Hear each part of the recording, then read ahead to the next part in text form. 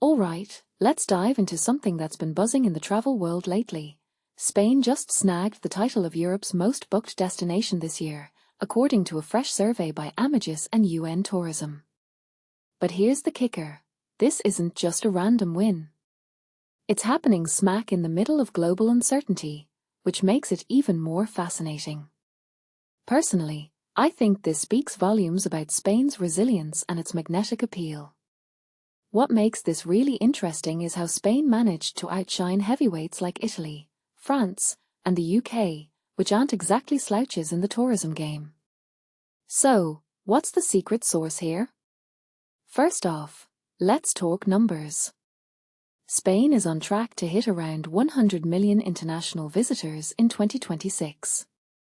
To put that in perspective, that's more than double its own population of about 48 million. If you take a step back and think about it, that's insane. It's not just a tourism boom, it's a tourism explosion. And this isn't coming out of nowhere. Last year, Spain welcomed 96.8 million tourists, a record high and a 3.2% jump from the previous year. That's enough to make it the world's second most visited country, right behind France. But here's where it gets really intriguing. Spain isn't just riding the coattails of its past success.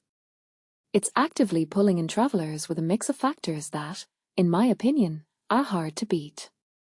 One thing that immediately stands out is Spain's reputation as a safe destination. In a world where travel safety is a top concern, this is huge. But safety alone doesn't explain everything. What many people don't realize is how Spain manages to tick so many boxes for different types of travelers. You've got the sun-soaked beaches, the historic landmarks, the vibrant cities, and a hospitality infrastructure that's second to none.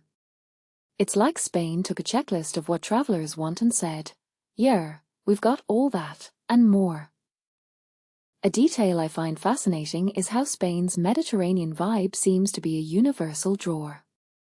Whether you're a history buff, a beach bum, or a foodie, Spain's got something for you. And that versatility, I think, is a big part of its success. But let's zoom out for a second. What this really suggests is that travelers are craving experiences that feel both familiar and exotic. Spain strikes that balance perfectly. It's got the charm of Europe, but with its own unique flavor.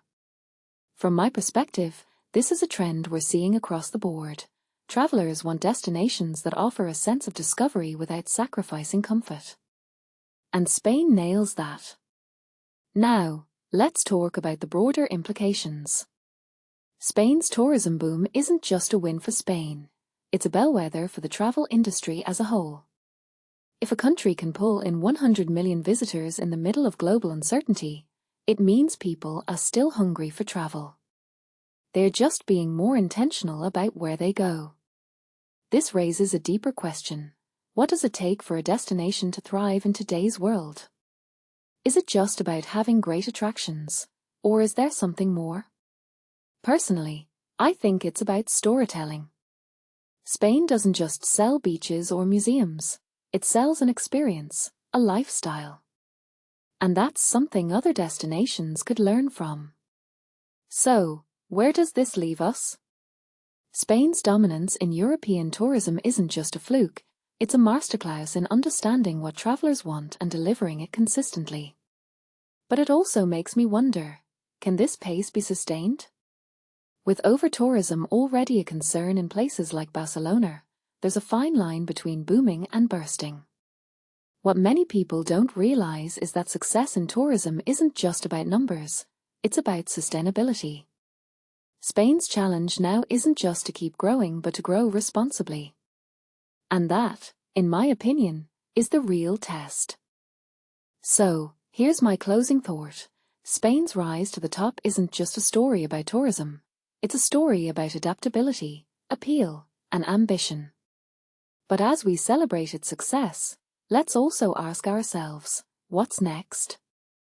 Can Spain keep the magic alive? Or will it fall victim to its own popularity? That's a question I'll be keeping an eye on. And hey, if you've got thoughts on this, Drop them in the comments.